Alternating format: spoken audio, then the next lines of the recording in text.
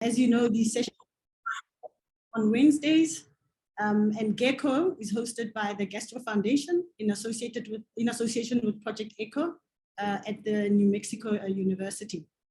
As it stands, we have 61 registrations from 18 countries within the continent, but we also had registrations from the United Kingdom, from the USA, and places like Pakistan. If anybody is new to this platform, we welcome you, and we hope you will continue to be a part of this process. Today, we've got a couple of talks. We're going to start with Dr. Smita Devani, who's a collaborator of ours. She hails from Kenya. She's going to talk on the management challenges in complicated IBD. After that, there are a couple more talks, and I'll introduce each speaker as we go along. The chat will be open for questions. But after that, we also will be able to allow people to unmute and to ask questions if we have any time. So without further ado, I'm going to hand over to Dr. Devani for her first presentation. Thank you so much.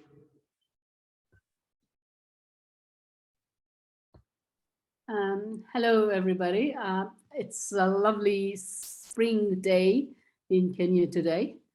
My cases are going to be the complicated patients that I've had in management. Of course, there are quite a few, but I just thought I would start with a couple of them a few years ago. So some of the things may have changed with time, but I thought let me start with those first. So if we can have the first slide, please. Thank you. And we'll go to the next one.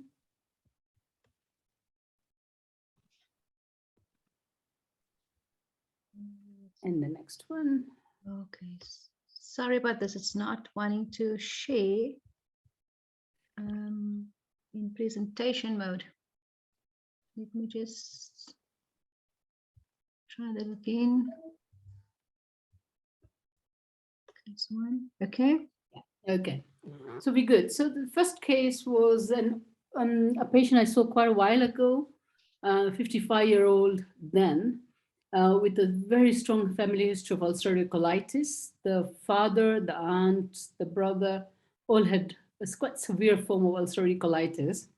And she was diagnosed with colitis elsewhere out of Nairobi and had been put on steroids because she seemed to be steroid dependent.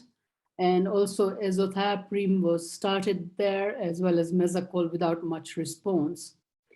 So she came to see me with a history of opening bowels about 8 to 10 times a day, with a lot of mucus, a lot of blood, nocturnal symptoms, a cough and a fever. She denied any abdominal pain, and she had weight loss of 15 kilograms in the preceding year. So that's quite a significant amount. On examination, she was very sick looking. She had moderate anemia, obvious weight loss, and she was just generally tender all over the abdomen, but with no guarding or rebound. Chest examination had occasional bibasilar crackles, and the patient was short of breath at rest. And she was hypoxemic. So we quickly ran on to urgent blood tests. Her hemoglobin was 8 with platelets of 563, suggestive of inflammatory nature. Magnesium was fine. Ferritin was again inflammatory, and CRP, as expected in UC, was about 46. The potassium, basically she was slightly acidotic. Her sodium was a bit low, presumably due to high dose steroids. Other parameters were normal.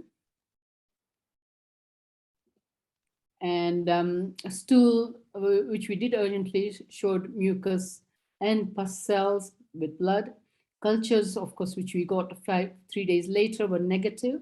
Clostridium difficile, which we got, were negative. And stool calpo, which takes about 5 to 7 days here, was quite high at 1587. Now, we did an urgent CTPA because she was short of breath, and it showed pulmonary embolism, quite extensive.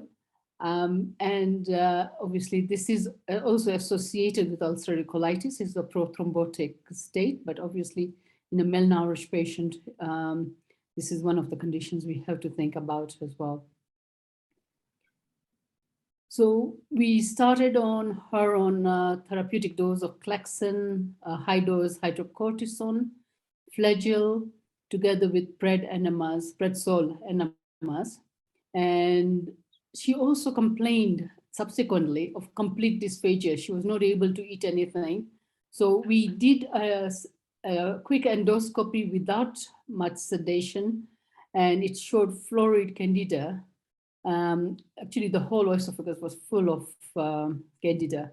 And she was also started on fluconazole and TPN while we were waiting for the colitis to hopefully to get control. We, of course, ran other further tests, and all of them were negative. All the thrombotic states were negative. And protein S activity was slightly low. Otherwise, again, the rest of the parameters were normal. And we again ran an HIV test, which was negative. CMV-IgM was positive, and the lipids were normal. And we'll understand why we did the lipids in her case. So her liver function was normal. Basically, there was no evidence of any hepatitic involvement with the ulcerative colitis, and the plasma lactate was high, suggestive of quite a acidosis and a pretty sick patient. Now we aimed to do just a sigmoidoscopy, just to have a quick look. It was unprepared bowel, but we actually managed to reach the terminal ileum very easily, and it showed moderate colitis by the time we did it. From ascending colon to the left colon, with the rectum showing moderate to severe colitis. And the biopsies showed severe ileitis, which was obviously backwash ileitis, and the colon showed chronic inflammation consistent with UC, and no CMV inclusion bodies were seen during the biopsy. So this is just, as I said, it was unprepared bowel, but obviously with diarrhea, it was almost like a fairly good preparation. And it showed quite severe colitis. So what we did was, next slide. We did start her initially on ganciclovir and subsequently was changed to vanciclovir once details were obtained. But on discussion with our pathologist, and microbiologist, we discussed as to whether we should continue with this, considering that she was going to be on a lot of other medications. And they probably felt that this was not CMV, acute CMV. So we continued with the hydrocortisone, Clexane. With Clexane, we changed to warfarin because the idea was at that time that we should try and keep her on warfarin so she can continue. However, she had severe rectal bleeding. We had to transfuse her and reverse the warfarin, and we started on Arixtra instead, and we kept all our fingers crossed. She did fairly well. Oral cyclosporine was also started. At that time, we did not have IV cyclosporine, and the patient actually started improving within 3 days. So which was good because it was already a young lady who was a young mother, and she had severe colitis, and we were hoping that we could get her through this. So basically, we continued with the Arixtra. We had long discussions with the family and her about starting biologics, but she was very reluctant, number one, due to side effects, and number two, the financial constraints that would be placed on her. And she did not want a burden not to be cast on the family. So we did start on 6-mercaptopurine eventually, and the prednisolone was gradually went down, and the cyclosporine was also stopped. So just to cap, I still do keep in touch. She's doing very well. She has put on all the weight she lost and more. She's off steroids. She's just on 6 mercaptopurine, and actually I don't need to see her unless there's a problem, because I've asked her to be followed up back in their own town. So this was a difficult case at the time, and considering that it was a while back when a lot of things were not available, of course, the management would be different now, but also that we managed to save the colon and the patient. Any questions? Then I can go on ahead and present a second case. There are none in the chat. Okay. I think it would be okay for you to do the second case, and then we can have a discussion after. Thanks. Sure. So the second patient was a 64-year-old male who was seen in July 2016 with a 3-month history of rectal bleeding and abdominal discomfort with 14 kilogram weight loss of appetite and lassitude. And he had a significant medical history in that he had renal dysfunction due to hypercalcemia, secondary to hyperparathyroidism and hypertension. And previously a parathyroidectomy had been done, and his calciums were now normal. So he came to see me with this history. He had seen his GP, who had started him on antibiotics and anti-parasite, antiprotozoals as well, without much help. And he came to see me, and I said, we'll need to find out what is going on. I knew this was IBD, but I didn't know which kind of IBD it was. Probably thought this was UC, but couldn't be 100% certain. So we went ahead and did, again, a colonoscopy. Next slide. Prior to that, his actually blood tests were not that bad, except for the CRP, which was raised, and the platelets, which were pro-inflammatory. And the creatinines were at 235, but he's a known patient with renal disease due to hypercalcemia and parathyroidism. Next. We did a lot of other tests. Calprotectin was slightly high at 17. The hepatitis B, C, HIV, everything was negative. Chest X-ray was normal. And we did a very quick OGD, which showed just some gastritis, and biopsies were showing just that with no H. pylori. Colonoscopy was done up till the terminal ileum, and small ulcers were seen in the colon. In the colon. And the biopsies that I took showed, just relating this. That it was showing chronic ileitis and colitis. No granulomas were seen, and the ZN and past stains were negative. And the next slide will show you what we actually saw at the colonoscopy, which is pretty characteristic of Crohn's disease. Next slide. So initially we did treat him for infection again, just to make sure, because in Kenya we can't be, we had to be absolutely certain we don't have any parasites or TB. And he declined any further treatment because he felt better, which sometimes Crohn's patients do. And he went away, came back again a month later. I did repeat a colonoscopy to confirm my findings, and we started on prednisolone and azathioprine. However, he did not tolerate azathioprine, or so he said. He had a very low tolerance for generally any medications.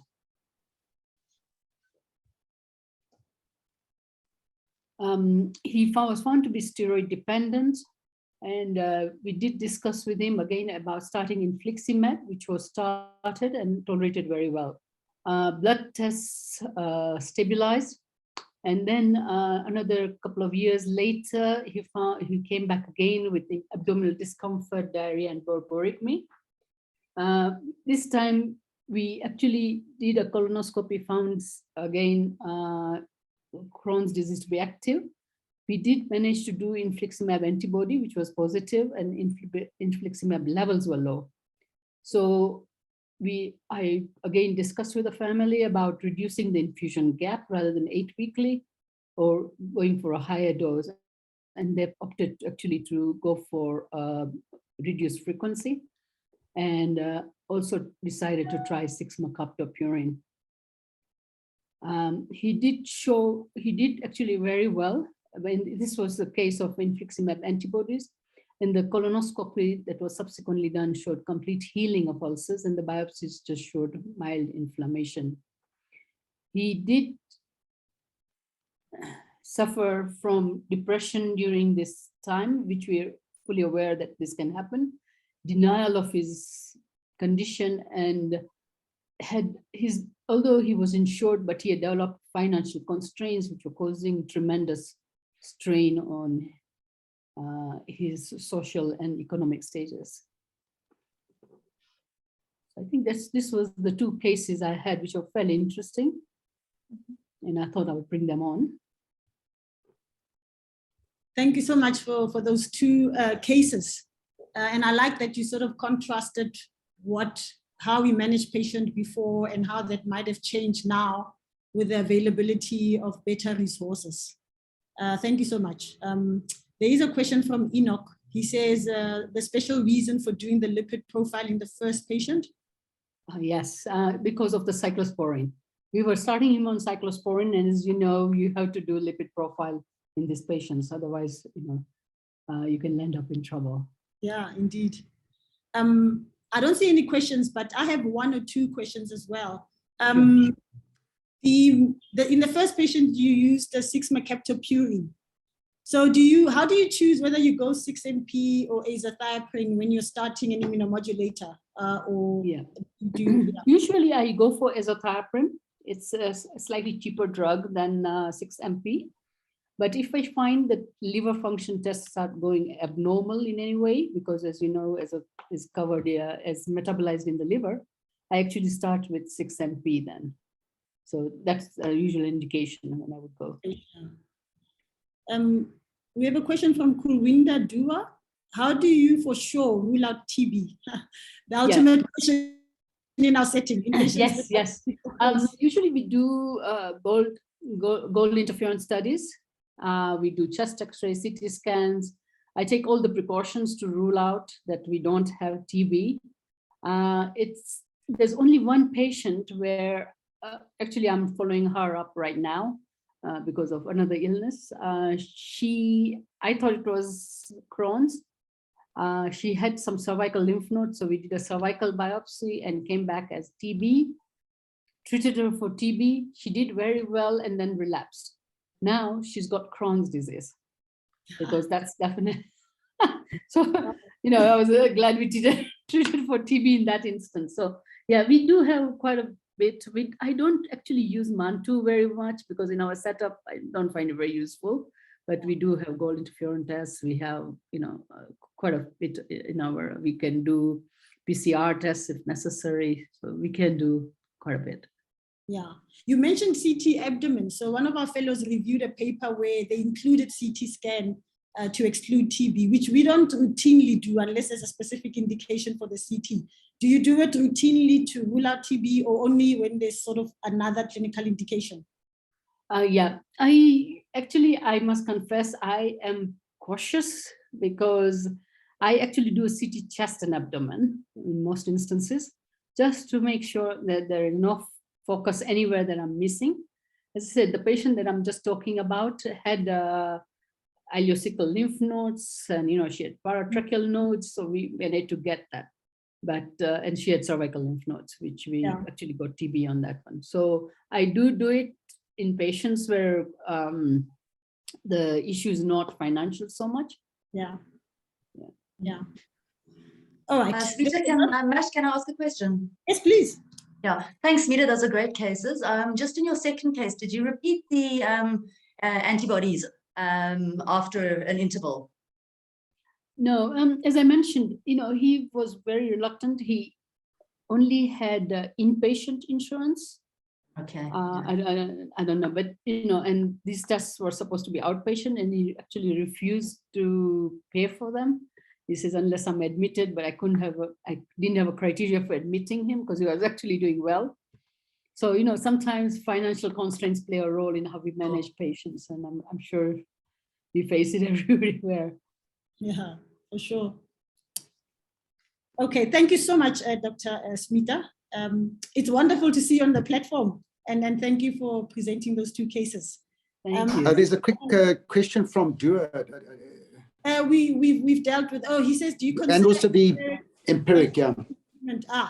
Yeah. Do you consider empiric anti-TB therapy if starting steroids if you're not sure whether the patient If has... I'm not sure, I had a young patient from Ethiopia, actually, who came in with ulcers, and there was no definitive diagnosis of Crohn's there. So I said, let's treat with TB, and then we rescope her. But I've lost contact with her because she went back to Ethiopia. So I'm hoping my Ethiopian colleague maybe saw her and decided what next to do. But they were very skeptical that we could have TB. You know how it is, that fairly well to do.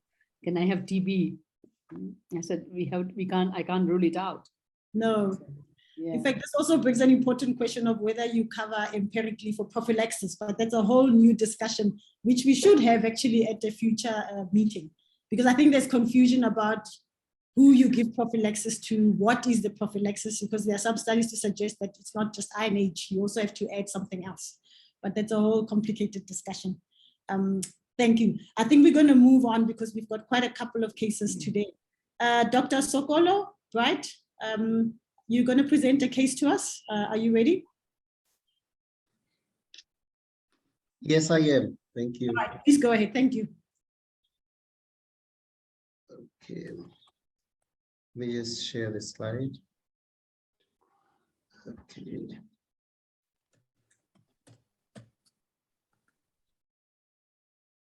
Yeah, we can see your slides. If you could just put it in presentation mode. Thank you. Thank you very much. I'm Dr. Brighton Nsokolo. I'm a consultant GI physician in Zambia, and I'll give this presentation. It's a case presentation. And I'm an adult physician, but this is a pediatric patient who I consulted to attend to, and I thought it's one case that we can present so that the panel can somehow help us on how we can proceed with the management of this patient. So this is a male, 3 years, 8 months, a Zambian national, and that's an indigenous Zambian. His weight was 14 kg. Unfortunately, I couldn't see the height in the file, and the date of admission was last month on the 5th. So the history of the illness is that patient presented with fever, abdominal pain, and bloody diarrhea for 3 days. So this is after being discharged 3 weeks prior to presentation on sulfasalazine after being treated for several days, okay, with the same symptoms. And prednisolone was withheld on discharge, but during admission, the patient was being given prednisolone as well. That is 3 weeks prior to presentation. So the patient has a history of the symptoms recurring every time that prednisolone is withheld.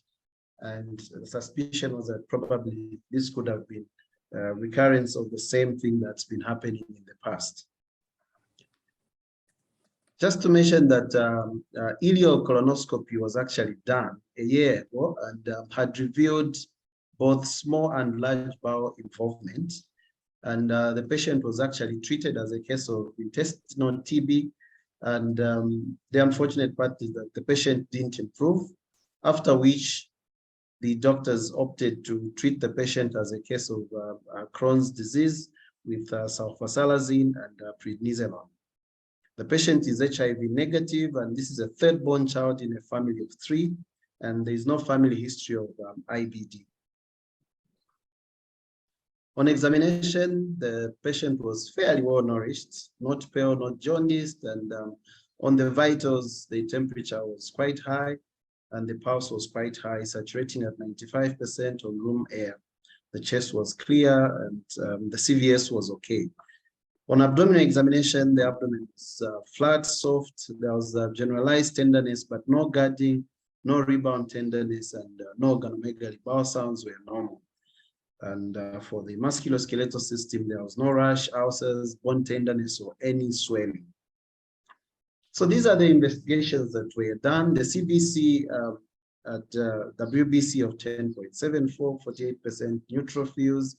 HB was fairly okay, 12.7. The MCV was 77.5, with a platelet count which was just closer to the upper limit of normal.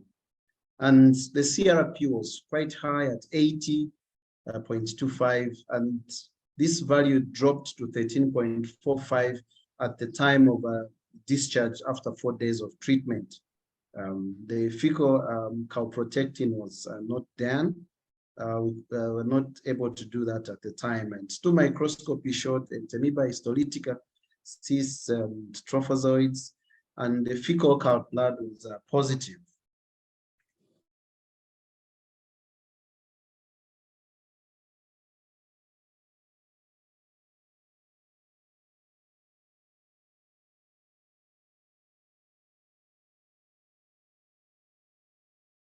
Half-strength Daros, some paracetamol. Then when we were consulted, we asked that the patient be recommenced on prednisolone. And then we asked that the patient, instead of giving the patient sulfasalazine, we asked that maybe the patient can be given besalazine based on the fact that in the past the patient had shown both small and large bowel involvement. So the patient actually got better. 4 days later, the patient was discharged. And the patient completed 8 weeks of prednisolone just recently, and currently the patient is just on mesalazine. So the feedback that I got from the mother, by the way, thank you very much. And just to add on to say, I got in touch with the mother yesterday just to find out how the baby is doing. The patient is doing far much better. And clinically, we can say that there is clinical remission somehow. And we have planned that after 6 months of treatment, then we're going to do an ileocolonoscopy and see how the patient would have responded. Now, the other background is that this is a patient who, in the past, they've tried azathioprine, and the patient couldn't tolerate it so well, and the mother doesn't even want to hear anything about azathioprine. And then the steroids, of course, we can't go on forever. Unfortunately, every time that the steroids are withheld, the patient tends to just have flares or just relapse. So somehow there are these challenges in the management of this patient, and it's not easy to find even mesalazine in our setup. Most of our patients are actually unable to manage it, but fortunately they were able to source some, and we've made arrangements that they get some more. The mother seems quite happy and has given a positive response so far, but we wait to see what will happen since now the steroids are withheld, if a patient will not have similar symptoms. I must also mention that we are unable to manage, we don't have biologics in our setup. Maybe the only other options that we may have are things such as methotrexate that may be available. Otherwise, I would like to leave it to the pediatric gastroenterologists that may have any contributions. Thank you very much. Thank you, Bright. That was a very interesting case, and I'm glad that there was a good outcome for the patient. But one does wonder whether there'll be a relapse, and then what does that mean for the patient going forward, particularly since you say you don't have access to biologics. Before I ask any further questions, I saw Tim was online earlier. Tim, are you on? And do you have any comments or suggestions or questions? Thanks, Mashiko. Not really. I mean, obviously, we would like to know what that initial endoscopy showed, and whether there is any way of visualizing the small bowel. For me, or what's slightly different in pediatrics is we always do an upper and lower endoscopy, and we always do histology, even if the mucosa looks normal, to look for microscopic changes. But other than that, yeah, I think your hands are tied, and it sounds like you're on the right track. Yeah, thanks, Tim. I mean, I was wondering, I don't know, the histology, were you happy that it was consistent with a chronic colitis? Because there was the factor of a suggestion of entamoeba histolytica. So is this just a bystander or a complication in a patient who already has established IBD? Yeah, I think that was actually stool microscopy. So I think that was just a superimposed infection in an IBD patient. Yeah, I think that's what we thought. Because actually, after treating the patient with antibiotics, the response was quite good as well. Yeah, then just maybe the other addition is that we thought would rather do colonoscopy and visualize the small bowel, maybe after at least 6 months of treatment. The initial colonoscopy, according to the records that we saw, had shown, we are not the ones that did it, but had shown both small and large bowel involvement. And the gastroscopy did not show upper GI involvement. Okay. That bodes well for the patient.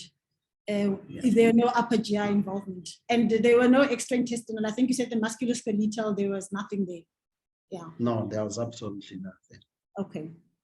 Prof. Hale, hi, Prof. He asks, with the identification of amoebic trophozoites, yeah, why is this not amoebiasis, which is being suppressed by the steroid therapy? Well, you may say so, that maybe it's chronic amoebiasis. But looking at the long history that the patient has had, where they were actually being treated for tuberculosis with poor response. In the past, the patient has had very high CRP and so forth. We thought it would still be Crohn's rather than chronic amoebiasis. But I think it would be good to have serial stool microscopies to just try and make sure that it's not just chronic amoebiasis. That's a very important observation. Yeah. Are there any other comments from anybody else around this case? I mean, is there any way at all you could motivate, even outside Zambia, to get biologics in terms of planning, should this child come to that at some point? So maybe to get things moving in the interim to support patients like this. Yeah, I think that would be a great idea. In the past, we've had a few similar situations, and some of the patients have been able to get these biologics, especially adalimumab, Humira. Some have been able to get those, but really it's pretty difficult for patients to access biologics in our setup, because even most of the insurance actually doesn't cover the biologics. Maybe it's one thing that we need to advocate for, so that our patients can have access. Yeah, and compassionate use from the companies, because if you're motivating for a single patient and asking for a donation from one of these companies, is that a possible avenue to explore? Not so easy, but I think we can just give it a shot. Yeah, you should speak to Chris. He's got connections. Oh, really? We will. By the Really? sidelines. Jill, do you have any comments on this case before we thank you so much, Bright. Jill, any questions or comments around this patient? Yeah, thanks, Bright. So the one thing that's concerning me is he hasn't had cross-sectional imaging of the small bowel. Is that correct?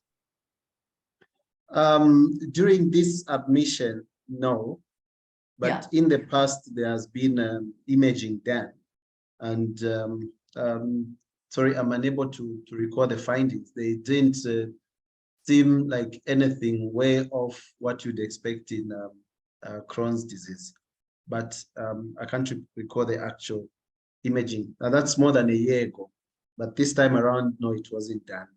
Okay. And then, I mean, obviously methotrexate would be your next option. I don't treat children of this age, so I'm not sure about the use of methotrexate in such a small kid. Tim, do you want to comment on that? I think if your hands are tied, I don't think you've got another choice. Yeah. Would you go cyclosporin over methotrexate, Tim? Personally, no, but that's mostly because I don't have experience with it. So, yeah. I think, we end up treating a lot of these children with low-dose steroids and just trying to maintain their remission with low-dose steroids if we can't get onto biologics. Yeah, it's a difficult situation. But I mean, look, maybe I'm just being the prophet of doom. Maybe this child will settle and not necessarily, although I mean, the fact that they presented at such a young age is what is making me anxious, I suppose.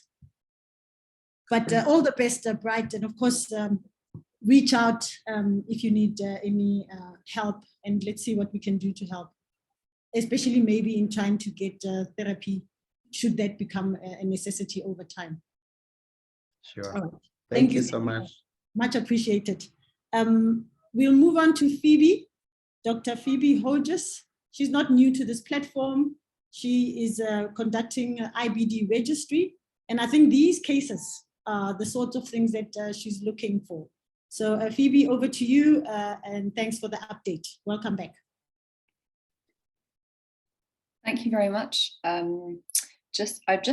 wanted to comment actually on the case that Bright was just presenting. So this sounds remarkably similar to a child that we talked about a few months back, if it wasn't last year. Sorry? Okay, and Chris, just mute yourself. Sorry.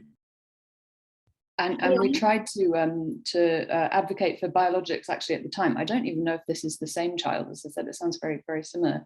And there was just a sort of issue with once the drug had been prescribed, I think we prescribed infliximab, that the cost was just an insuperable barrier for the family. And the drug company unfortunately did not offer to cover that. So that if this is the same child and it's possible that maybe just being seen in a different facility, I think that's something that we did actually, that we might already have tried.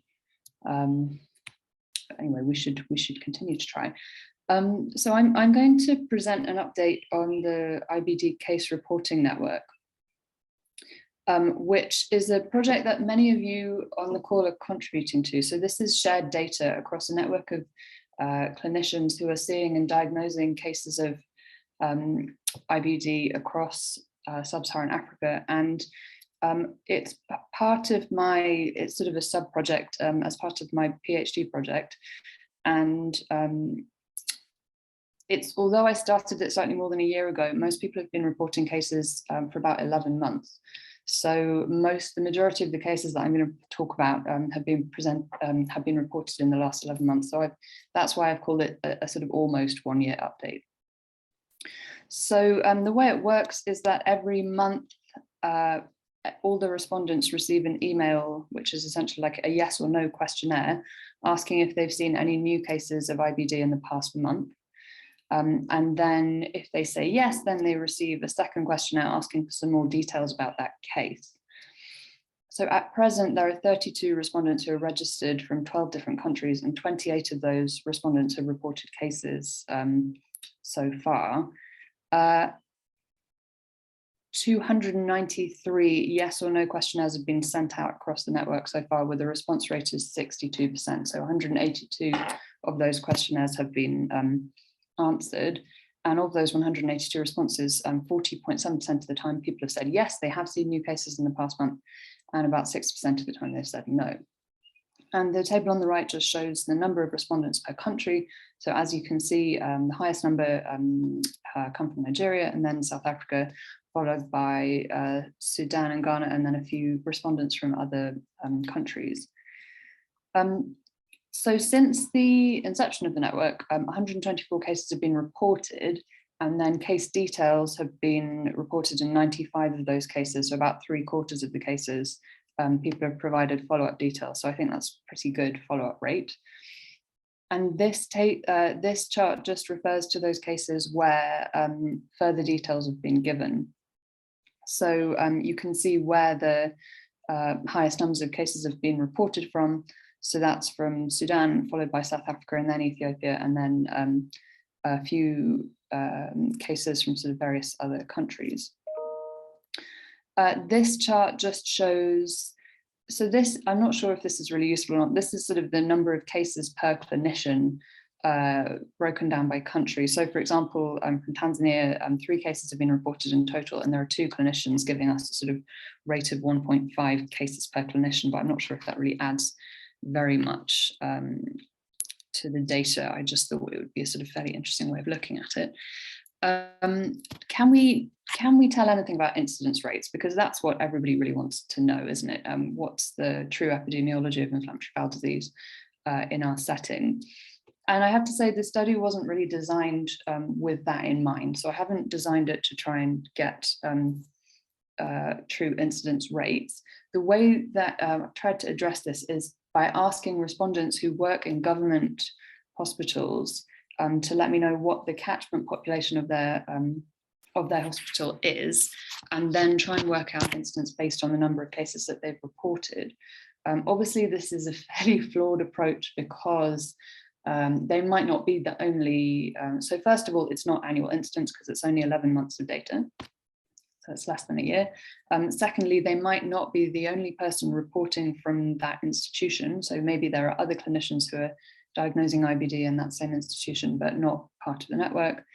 Thirdly, it might be that there are private hospitals where patients are also going to be diagnosed, so we're sort of missing cases. And finally, people probably aren't reporting cases 100% of the time, even if they are part of the network. So I think, as I said, this study wasn't really designed to kind of capture incidence. And as you can see, if we go by this method, then Zambia appears to have the highest incidence in sub-Saharan Africa, which seems very unlikely and perhaps just too much of a coincidence, given that I'm the only respondent reporting cases from Zambia. So and it's the network that I set up. So I think it's just to summarize, probably not really able to give us true incidence data, but it can tell us some other things that I think are quite interesting. So just some summary statistics. So of all the cases that have been reported so far, over half of them were UC, so 55.7%, 37.1% were Crohn's, and then the rest were unclassified. Median age at diagnosis has been 36 years, slightly younger for Crohn's at 32. And there is a slight preponderance of cases in males, which differs a little bit from the rest of the world, where there's a sort of female preponderance. The median time from symptom onset to diagnosis or diagnostic delay is 12 months. And interestingly, this appears to be shorter in Crohn's disease than in UC, where it's actually 18.5 months. But the range in diagnostic delay is from 1 week to 50 years. So clearly there are some people who are symptomatic for a very long time before receiving a diagnosis. This is just some of the data broken down by country. So you can see from this that in some places, really the majority of cases are UC, and it's only really in sort of maybe South Africa, Ethiopia, that they're seeing that respondents are reporting more cases of Crohn's disease. And again, in most places, there appears to be a slight male preponderance of cases. I'm not sure if this is to do with maybe health-seeking behavior or sort of healthcare access, but that appears to be the case in most countries. just to demonstrate where ulcerative colitis appears to be more common, I've sort of mapped that.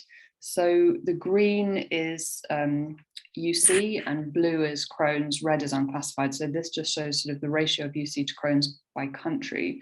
And as you can see, as I've sort of already commented on from the table on the previous slide, Crohn's only appears to be more common in South Africa and actually in the last year apparently in Zambia as well. Although I can tell you that from our general clinic data, that's really not representative. So about 90% of our prevalent cases that we know about in Zambia are actually UC. So this doesn't really reflect that. Maybe that's, I don't know, maybe that demonstrates a shift, or perhaps it's just a coincidence, but definitely not reflective of our general population of IBD patients.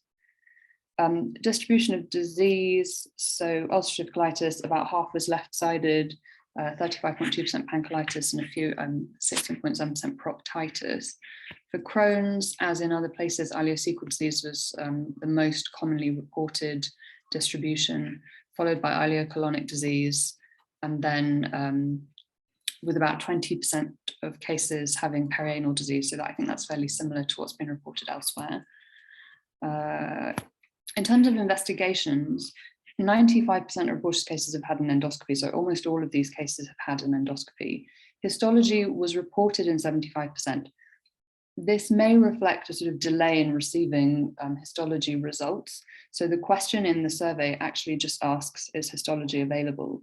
So it's possible that biopsies might have been taken at the endoscopy, but just not, the results just aren't available to the reporting clinician yet. Because it seems unlikely that people would be doing endoscopies and thinking this could be IBD and then not taking biopsies, but perhaps that question needed to be slightly more specific. Fecal calprotectin has been done in about a quarter of cases and imaging in about half, with CT being the most commonly reported modality and X-ray being the least common. There is quite a lot of geographic variation in terms of investigation. So 80% of the MRIs that have been reported were done in South Africa. And actually MRI represents 80% of the imaging done in cases from South Africa. So maybe this just sort of reflects availability of resources. Some countries had much higher use of ultrasound. So actually 100% of the imaging recorded in Uganda was ultrasound, 80% in Nigeria. I'm not sure if this is specifically intestinal ultrasound. Again, the survey question just asks about ultrasound. So it could be that as part of a general workup, patients just had a general abdominal ultrasound. Some countries reported much higher rates of CT imaging. So it was 100% of imaging that was done in Zambia and Kenya was CT and 80% in Sudan. And again, this just could reflect lack of access to other modalities. So for example, I know in Zambia, it's not possible to get an MRI enteroclysis, so tend to use a lot more CT imaging if imaging is needed. So for example, in patients where there's sort of doubt about differential of TB. There's quite a lot of variation in the use of fecal calprotectin. It appears to be most frequently used in Ghana, where about 2/3 of cases had had fecal calprotectin, so quite a popular investigation there. Infections, I only really started asking about in the last 6 months of the study period. So there are only 34 cases with an answer to this question, but only one of those had a known history of TB, and one was HIV positive. So what can we conclude from the data so far? Well, I think we can fairly confidently conclude that UC is still more commonly reported than Crohn's in most parts of sub-Saharan Africa, apart from South Africa. And the median age at diagnosis is fairly comparable to other populations. So there's about a sort of it's about 2 years older for Crohn's and for UC compared to data from the Onset County study in the US. Maybe this reflects partly the diagnostic delay. We know that the median diagnostic delay was a year, so that obviously could contribute. There's a slight male preponderance of cases, as I mentioned before, which differs slightly from the rest of the world. We know that only 43% of global prevalent cases of IBD were in males in 2017. And again, I don't know if this is sort of a healthcare access or healthcare seeking behavior thing. It could, I mean, that's just speculating really. The diagnostic delay still appears to be quite long, so a median of 1 year compared to other populations. So I did a brief search for sort of diagnostic delay in other parts of the world. I think in a study from Korea, the diagnostic delay for UC was about 2.5 months, and it was about 6 months for Crohn's. And there was a study from Switzerland where the diagnostic delay for Crohn's was 4 months and 9 months for Crohn's was 9 months and 4 months in UC. And what's quite notable is that that delay is sort of switched in this population and appears to be shorter in patients with Crohn's disease than it does in UC. This could reflect, I think, as you saw from the map, most cases of Crohn's disease are being reported in South Africa, and actually the diagnostic delay is relatively short there compared to other places.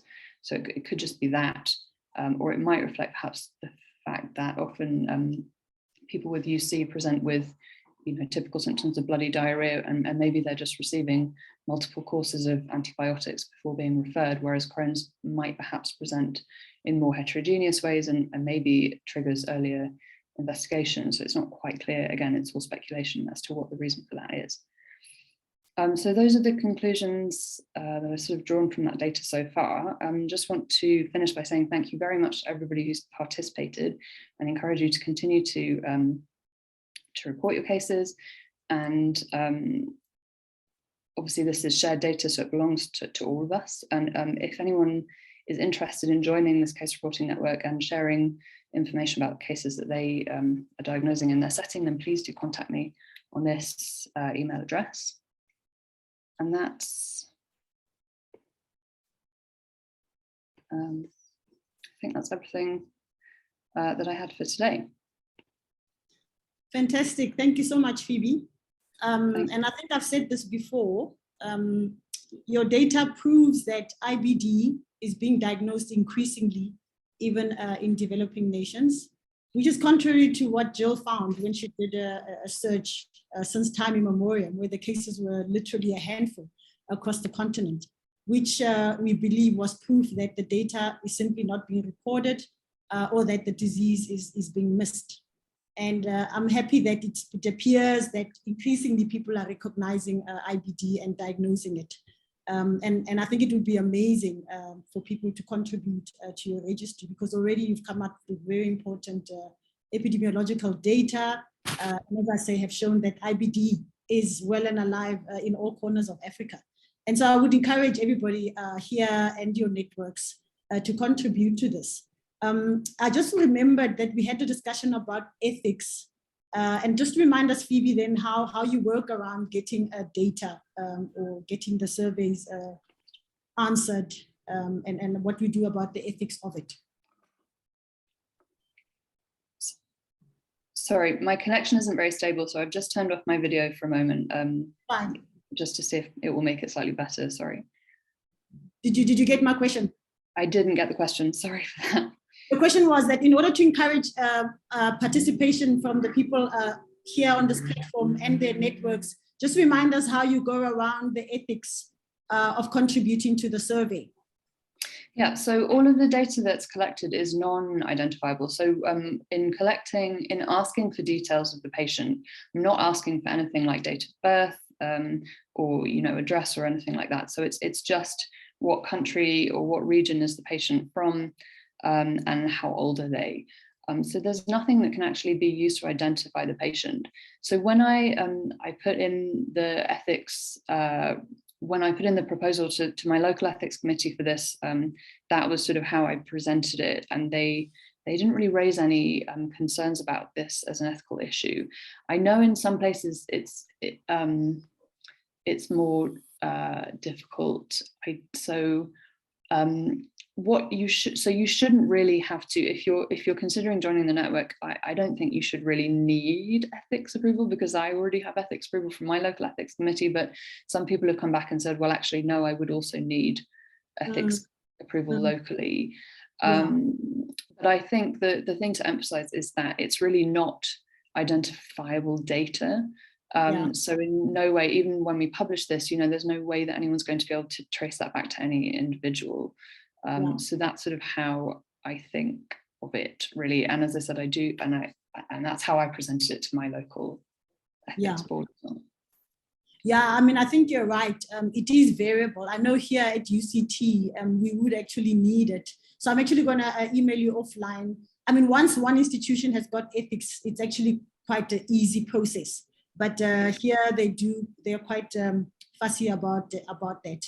But that shouldn't be a problem at all. Chris, I see your camera is on. Did you want to comment or say anything?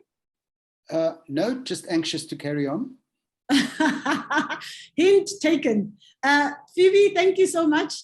We thoroughly enjoyed your presentation, and congratulations. I think you're doing excellent work. Thank you very much for inviting me. Thanks.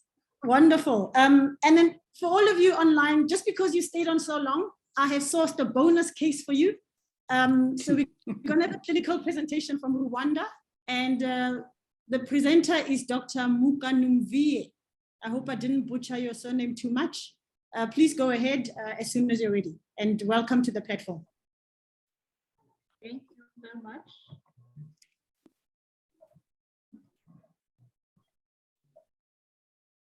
Okay, so can you see my slide? Yes, yes, we can. Yes, thank you very much. I'm Dr.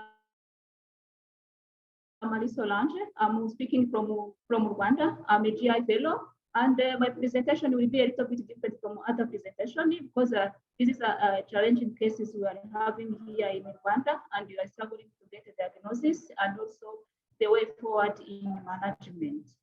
I will be presenting the part of history, physical examination, and the laboratory investigations. And then I will also give floor to the radiologist and also to our pathologists to have a comment on radiology and also on histopathology.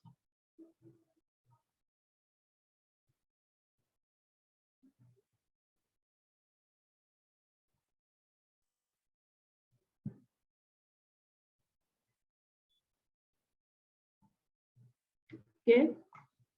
He studied, this is a 36-year-old male. He was previously healthy, and he was admitted in King Faisal Hospital, which is a tertiary hospital in Rwanda, since 26 June. Now it is almost 1 month of admission, and he presented with 1 month history of diffuse abdominal pain, mostly in hypogastrium and the right iliac fossa. The pain was associated with vomiting, watery diarrhea, odynophagia, and also ulcer, and also oral ulcers. And he has been consulting the different private clinics where he got variant antibiotics, including augmentin, metronidazole, ceftriaxone, without an improvement. He denies any sort of skin rashes, allergy, and there was no family history of colon cancer. And viral screening, including HIV, hepatitis B, hepatitis C, were all negative. On physical exam, the patient was having high-grade fevers, which was always high. There was no enlarged lymph nodes. There was no pallor, no jaundice. And he was having oral ulcer that we will see the picture below. And he was having also whitish thrush in soft pharynx. Abdominal exam, his abdomen was not distended, was having soft abdomen. There was tenderness in right iliac fossa. And the rest of physical examination was normal. Here is the picture of the oral ulcer that we can see on the left mucosa, which was circumferential, and deep ulcer too, as you are seeing on the picture. Here is the workup that has been done since admission. And what we can just report in summary is that he has white blood cells, which were a little bit high on admission, but they were increasing all around during admission. And now the white cell count are coming down. The predominance were neutrophils. On admission, his hemoglobin was normal, but it dropped up to 8.6. This drop was due to hematochezia, and at this point he was transfused. His platelet was normal at admission, and then it were increasing during admission. His iron has been normal. And on admission, he was having normal liver function test. And up to now, he's having a remarkable increasing of total bilirubin, which is now 2 times upper limit normal. And the direct one now is almost 60 times upper limit normal. AST and ALT was normal on admission, but during the middle of hospitalization, they were high, and now they are coming down. So gamma GT also are increasing up to 60 times the upper limit normal. Alkaline phosphatase is increased, but also marginally increased. His viral screening, hepatitis B, and the HIV were negative. We did the test for syphilis, LPL, which was also negative. Stool examination was done for ova and parasites were negative, and he was having only a positive Helicobacter pylori. So we have done inflammatory markers, as you are seeing here, ESR, CRP, procalcitonin, and all has been normal, and they are not decreasing up to now. The renal function test has been normal since admission up to now. The protein, total protein albumin, as a part of liver function, also they are reduced. And also have requested IgG, IgM, IgA, and IgE, which are normal. On imaging, we have done a chest X-ray, which is normal too, and we have requested also the CT scan that I would like our radiologist to comment on.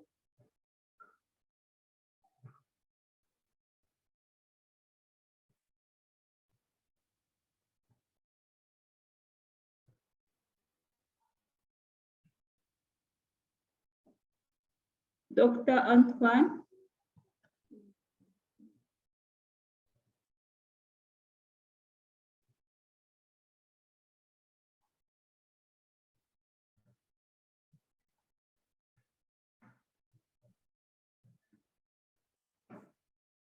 Is the radiologist supposed to be online? Yes, please. Hello. Okay. Hello. Yes, we can hear you, but it's quite soft. Thank you. I'm Antoine Ndwayes, resident in radiology. So we received the presented the patient in our department on reference dates. You can go on. Next slide. So the patient underwent the abdominal ultrasound on 27 June 2022, and the ultrasound showed the bowel thickening. We've also increased the blood flow on color Doppler, and immediately the contrasted CT abdomen was recommended. Next. So the abdominal CT scan showed still the thickening of ileum and the cecum. Next. There was also associated fat stranding, but at this time, the fat stranding was not quite a lot, as we will see on the following abdominal imaging. Next. On 27, another CT scan was requested on 5 of July, and the purpose was comparison with previous imaging. And if you see on the previous imaging we are having on the left side, you can see that the inflammation of terminal ileum and cecum is increasing. Next. You can also notice the surrounding fat stranding also increasing, and also the adenopathies in place. The adenopathies are seen the mesentery in pelvic region and in retroperitoneal location. Next. Another imaging, this is the third abdominal scan with contrast. And if you make a comparison with the previous abdominal CT done on 5 July and the recent one done on 22 July 2022, you can see that there is no disease progression. It is almost the same imaging. You can still see the inflamed bowels with involvement of ileum and terminal, the terminal ileum and the cecum. So we are still having the fat straining and also the lymphadenopathies. But if you compare the two images, you can see that there is no progression. Thank you very much.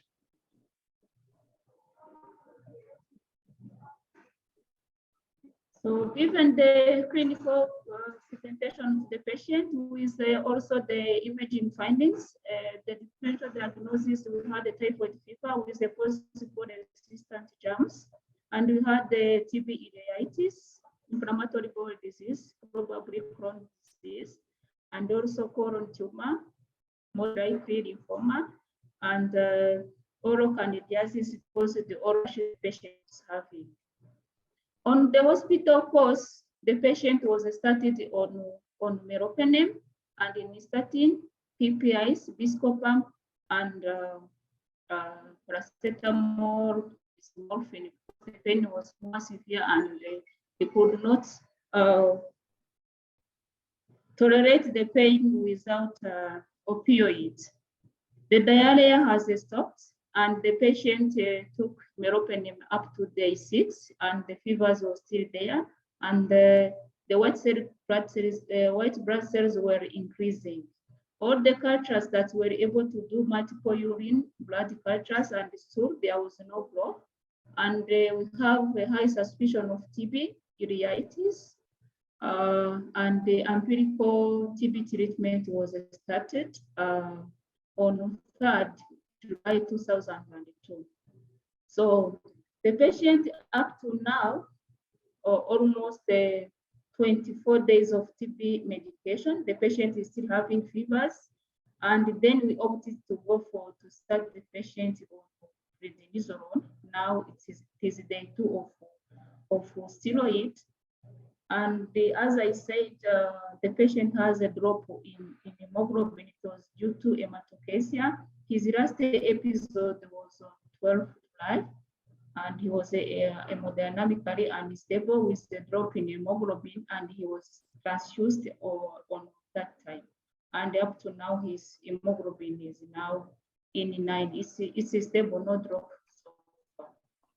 We did a colonoscopy. We have to wait for almost 2 weeks in admission because there was no gastroenterologist allowed to do the colonoscopy, and together with the GI visiting faculties, we were able to do it on 13th July, and it shows basically oval transverse ulcers, mostly in the cecum. As you see on these pictures, there are ulcers which were basically seen in the cecum, and also there were some others in the terminal area that we were able to explore. We were able to explore the terminal up to 15 inches, and also there was some scanty ulcers up to in the colon to the hepatic fracture. So there is the transverse, and the left colon was normal. And we were also able to find some hemorrhoids, internal and external hemorrhoids in the rectum with some lead sign. So we did also upper endoscopy, which revealed the multiple patchy whitish in the esophagus, and they were in favor of esophageal candidiasis. This patient, the patient was started on fluconazole and nystatin was stopped. And we opted also to keep the TB medication and PPIs and painkillers while we are waiting for the biopsy results.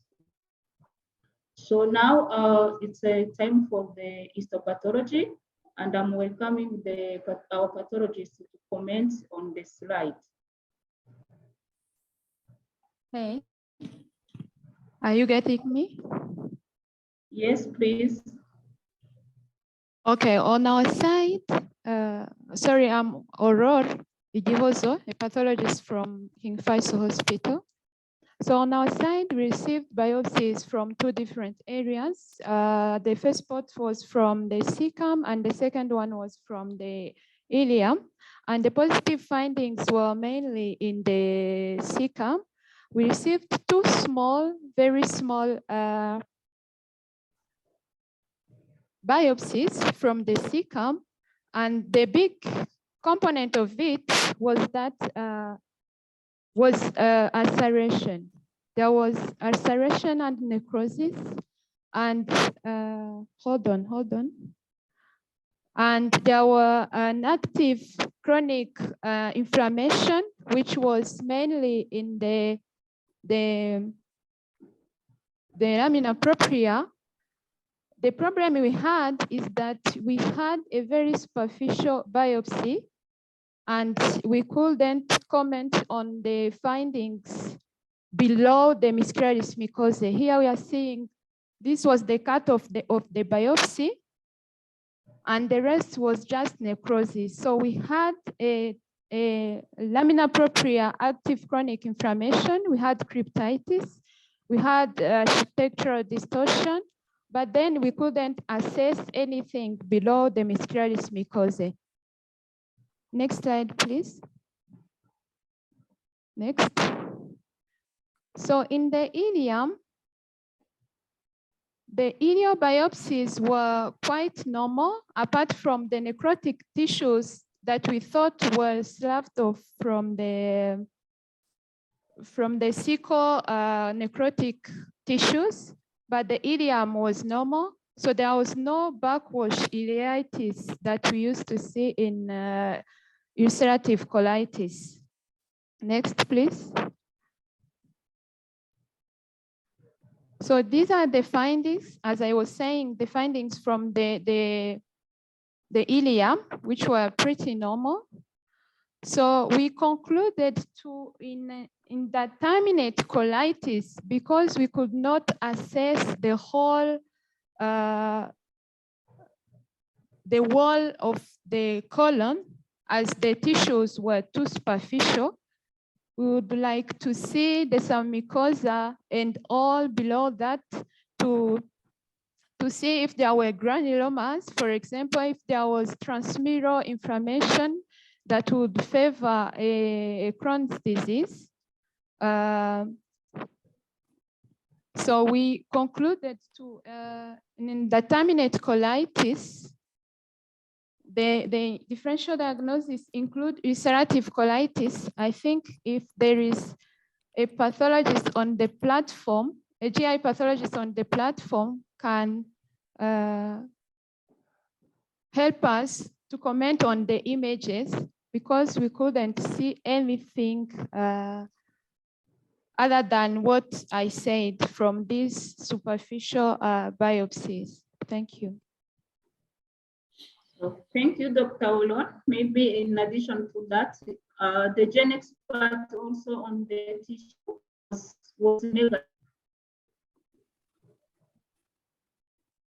So now it comes to the aim of today, which is the discussion. So we have the first big differential diagnosis of fever of an unknown origin. We need to hear the idea from expert about the definitive diagnosis and also the treatment. We would like to hear if there is anything else we can do to have a definitive diagnosis, even though for us, we are now treating TB and also a possibility of inflammatory bowel disease with anti-TB medication and the prednisolone. And we would also like to hear any further management. And the second part for this patient is now prosthetic refer injury, where we have seen now that the direct bilirubin is 6 times the upper limit normal, and we are suspecting a possibility of drug-induced, and also we would like to hear about continuation of the TB medication on this case. So the other 3 questions, they are not really crucial. He has got the H. pylori infection, which is active, that we are planning to treat when the patient is doing well. He has got the internal and external hemorrhoids, which are not treating now, and he has completed also the 14 days of recurrence of esophageal candidiasis. So now the floor is yours for the comments and also for the question. Okay, thank you so much for a great case. And I'm impressed by the resources that you have, you know, the ultrasound and the pathology service, which is not the case everywhere. Just to say to everybody on call, I'm aware that we're running a little bit late. Please bear with us. We will wrap up soon, but we thought that this was an important case to bring to the platform. Prof. Hale, they were asking about the pathology. Do you have any comment as to how we can help them make a diagnosis? Do they need to rebiopsy, or based on what you've seen, are you happy to offer a diagnosis? Thanks, Mash, and yeah, good presentations. Thanks. And I think this last case certainly highlights the problems that one has with superficial biopsies and really deep-seated disease, because effectively that's what we're dealing with. I think if I was to sum up the sort of factors that certainly alert me, oral candidiasis and esophageal candidiasis, together with intra-abdominal infection, that suggests to me that, at least intra-abdominal disease, it suggests to me that we probably are dealing with an infectious etiology. And I would be concerned that the patient hasn't got some degree of immunosuppression, whatever that may be. I think the patient is HIV negative, but nevertheless, there are lots of other causes of immunosuppression. So I think that's the first thing that needs to be looked at. I think as far as the abdomen is concerned, I mean, clearly this is his major pathology. And we haven't got the pathology. We've also got a very high ESR. And, you know, in this part of the world, when I see an ESR of over 100, there's 2 things. It's TB or myeloma. And, you know, I think that TB has to be, I agree, I think that has to be #1 diagnosis here. And it could well be a drug-resistant TB if he hasn't responded to therapy. And I would suggest, in fact, that if you've got surgical facilities available, which is clearly what you have got, that he should probably have an exploratory laparotomy. Let's have a look at one of those lymph nodes and better look at the disease. Because I think if you go in and do another endoscopic procedure, you're either going to risk a perforation, which you don't want, or you're not really going to get to the disease. Can I Kulwinder Dua here? I was actually in Rwanda and I did this colonoscopy with Solange, who presented the case very nicely. The interesting thing is that these ulcers were transversely located, pretty deep and large, not like very classical aphthous ulcers. And the intervening mucosa was normal. So you see these ulcers, normal mucosa, another ulcer, and the same thing. I went up to about 15 inches or so into the TI, seeing ulcers. Then the intervening area was normal. We used an adult biopsy forceps, so we could biopsy as best as we could, and you know, they still came back as superficial. So that was one thing. The other thing is that we did talk about immunosuppression, and we wanted to get other causes of immunosuppressions, and you know, we were going to check and immunoglobulins and see if there's any deficiency syndromes and so on. And one other thing that was not listed in the differential diagnosis: how commonly do we see Behçet's syndrome in Africa? Oh, she had oral ulcers. Yeah, oral ulcers and Behçet syndrome with ileocecal involvement. There were some ulcers even in the ascending colon. And of course, the treatment with steroids is also a common treatment for IBD and Behçet's.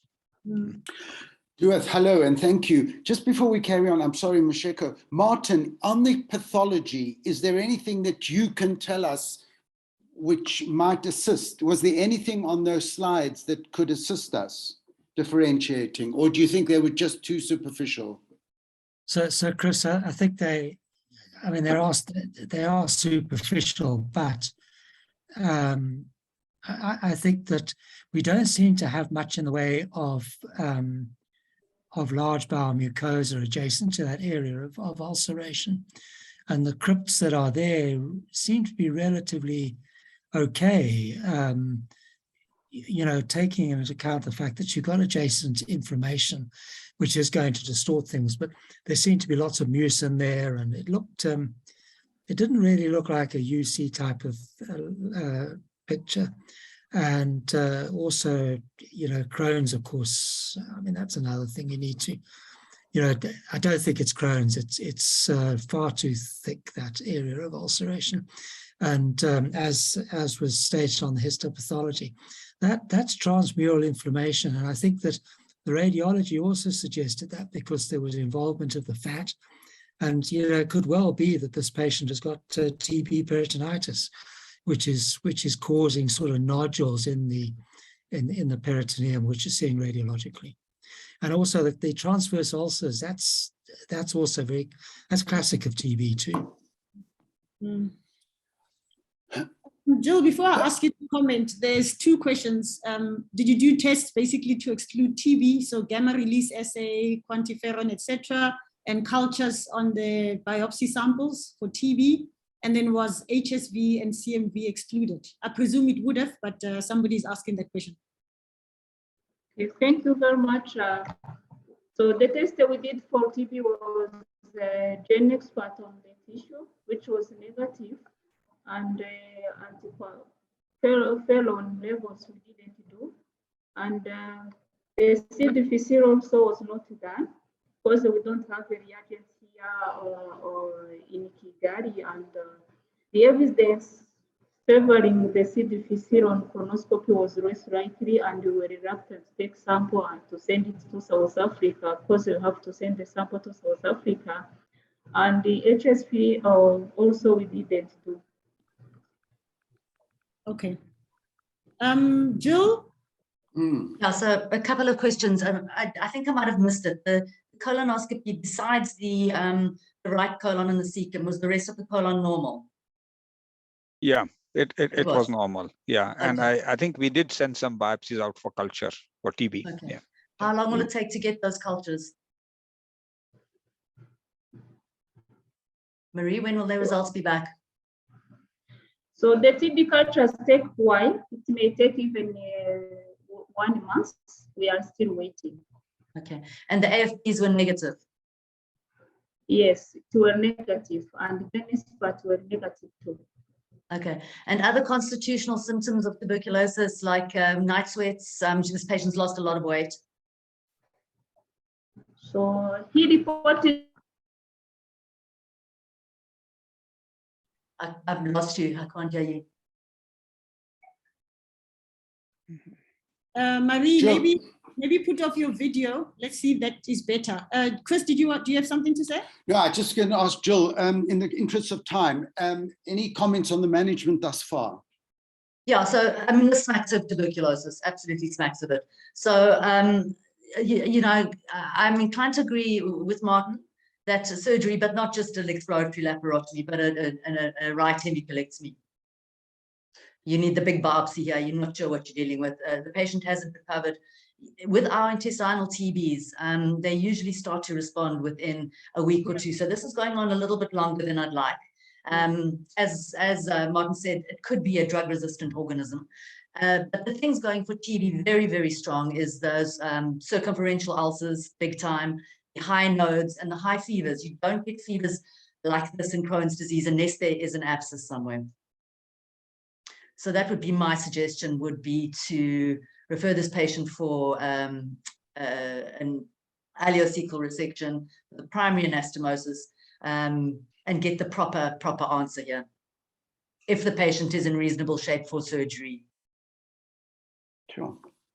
Yeah, this is a tough case. If you are considering surgery, do you think we just started, Solange, correct me, you just started steroids 2 days ago. Should we stop it? Yeah, because now with the steroids and the TB treatment, you're never going to get the answer. I don't know. That's just my gut feeling. I don't know, Chris, Mash. I would stop the steroids if they're going to go surgery. Definitely. Do you agree with the surgery, though? I'm not convinced it's TB. I think it's very high on this thing. It's just that you don't often see those huge mouth ulcers with TB. I agree. That is incongruous. 2 days is a very long time. So, I mean, the patient may have two pathologies. That's also possible. So I am wondering about the Behçet's, which was raised, and then TB also. So Dua, I've just looked up now a retrospective analysis from Dakar in the Journal of Dermatology. They describe 50 patients, sub-Saharan patients with Behçet's. So you have to give me time to read the article. Because don't they almost invariably have genital ulcers? Yeah, almost certainly. And they have pathogy. So, I mean, I'd check that, I suppose. All right, Dr. so, yeah. We will chat offline. There's lots to discuss on this case, and we don't have enough time, unfortunately. Seth Bloom, I'm sorry, we cannot really take the question in the interest of time. Perhaps you can give us an update, Dr. Solange.